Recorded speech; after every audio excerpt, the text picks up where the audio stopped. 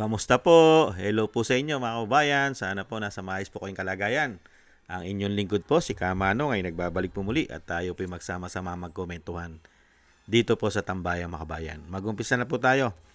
Komentuhan po natin ito pong kumakalat na balita na si Senator Chis Escudero ay nanliligaw daw po. Nililigawan daw po ang minority para makonvict ang BP Sara.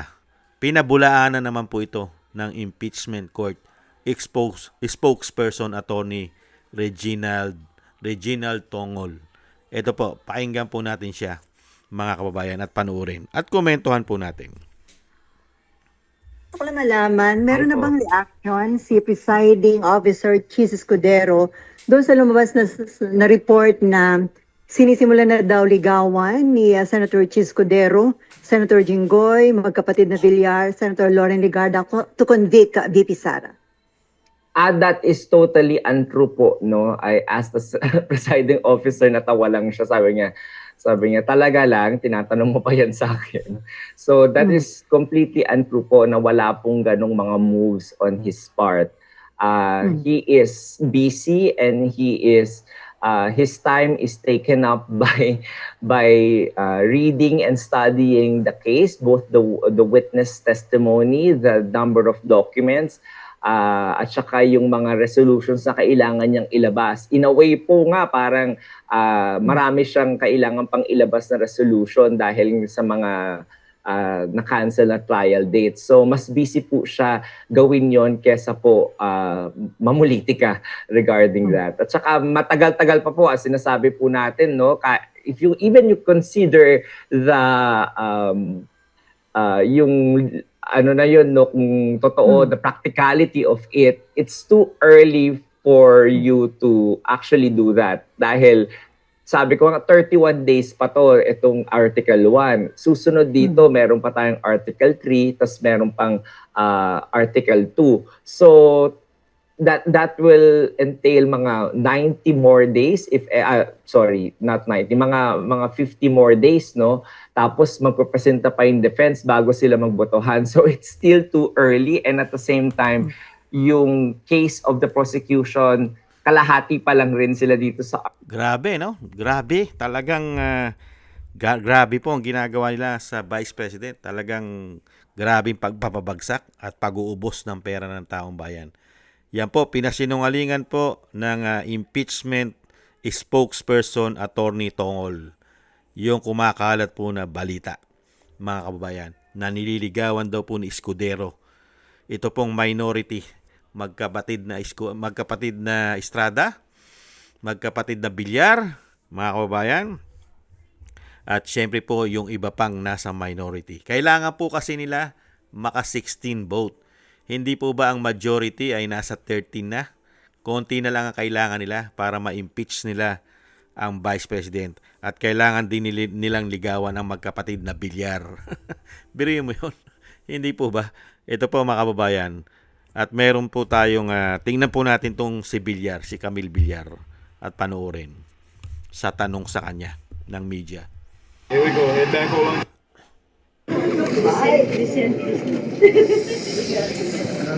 Hi, Sen. Comment lang, Sen. Yung may... Ma'am, yung ugong lang na kinakausap daw kayo, ma'am, para makabuo ng 16 to convict. No comment, ma'am?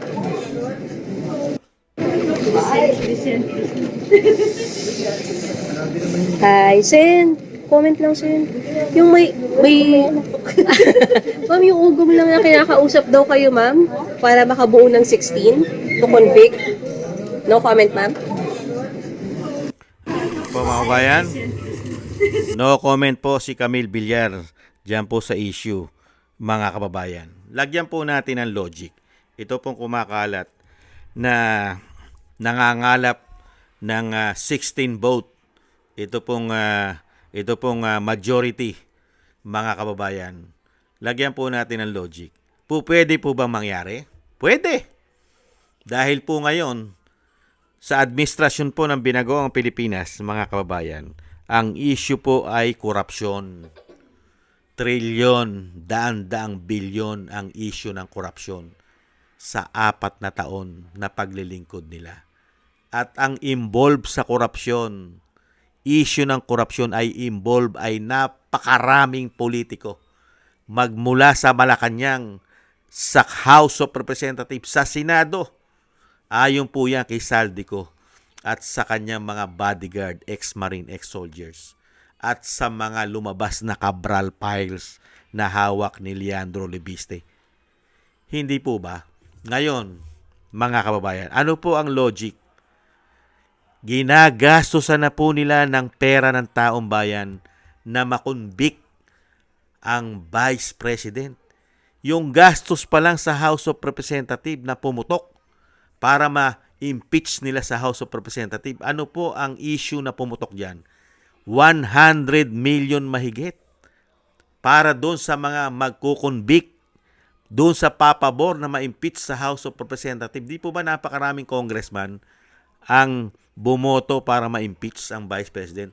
200 plus, 250 plus na mga congressman, representative ang bumoto impeachment. Kauna-unahan po si Sandro Marcos sa bumoto na impeachment. Gaano kalaki po ang issue ng pera dyan? Hindi po ba 100 plus million isang congressman sa kanilang mga allocables?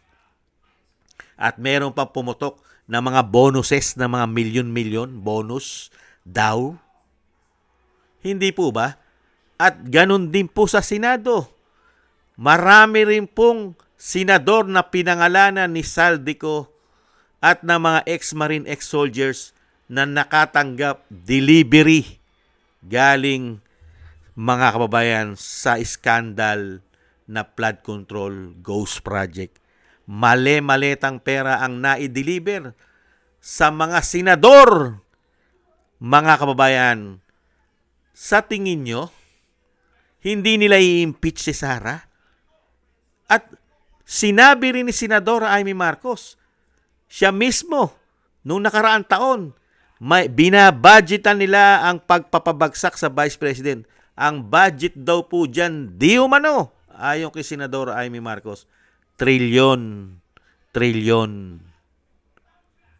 Ngayon, 16 na senador lang ang kailangan mo para ma-impeach mo si Sara? Hindi ka ba gagastos ng napakalaki para suhulan yung mga senador na may mga kaso rin nakakaharapin? Lalong-lalo po pag naging maayos na at fair investigation na ang magaganap. Lalong-lalo kung magiging presidente si Inday Sara. Dahil matututukan ang tamang investigasyon na walang kino-cover up. Hindi po ba? 16 na senador. Halos lahat po dyan may issue ng korupsyon. Hindi po ba si Escudero meron din? Sabi nga ni Boying ng ombudsman, lutong-luto na ang mga kaso nila.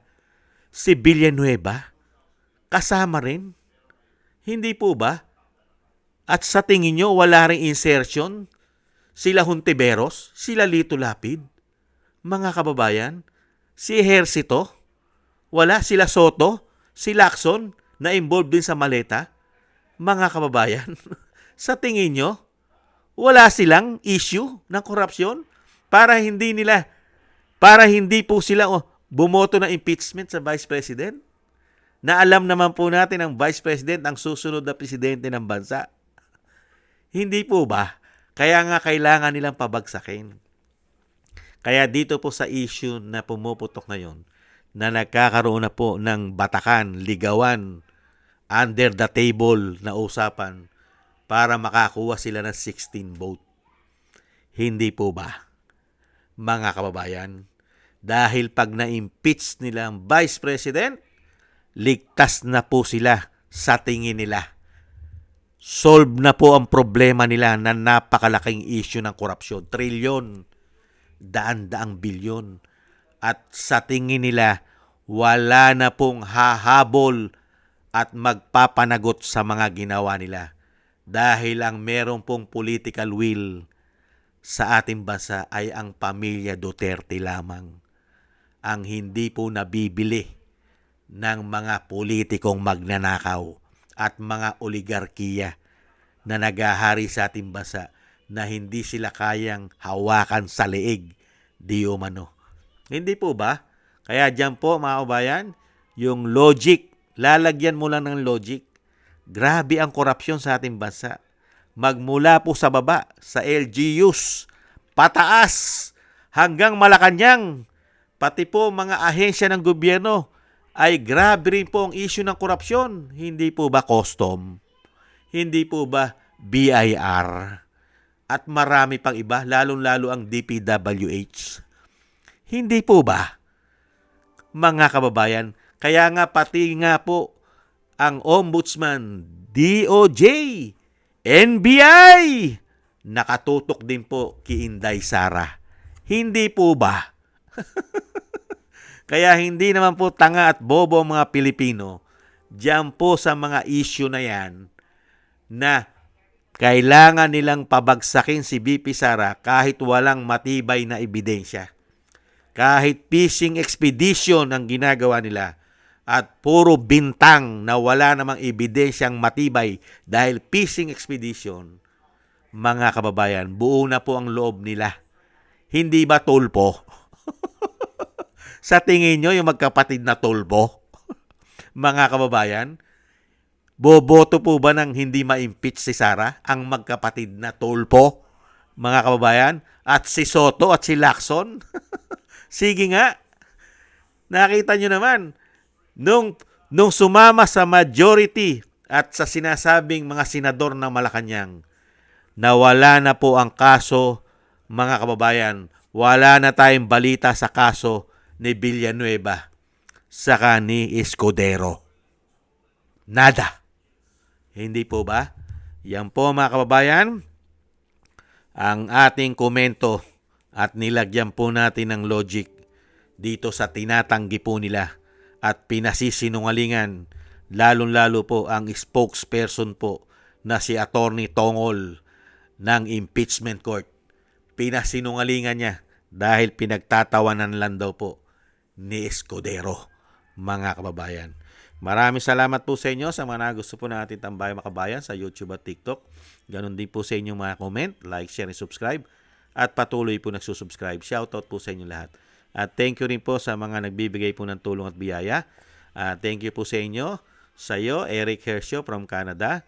Baby Roman, Ate Isa from Cagayan Valley. Ako si Pilam, Ani Jo, si Jobilin Watanabe ng Japan, Jem Aris from United Arab Emirates, si Norma Garcia, Mary Natividad Blinden from Netherlands, Gayat Sena, Tatay Nick from Toronto, Canada, Jesus Valdipena, Rolando Guerrero, Mila Yi, Felipe Shapno from Texas, USA, Ma'am LB and Sir Manny from North Miami, Florida, Rolando Timbol from Alberta, Canada, Mika Ligaspi, Frank Zamora from California, USA, at Romulo Di Binagracia from Bacolod City. Shoutout po sa inyo lahat. Ingat-ingat po kayo sa inyong pumapagawa. Thank you po sa inyo mga kababayan. At tis-tis lang po tayo at magdasal po tayo mga kababayan, manalangin na tayo po'y maingatan sa kapahamakan. God bless po sa inyo lahat. Sa muli, paalam, bye-bye.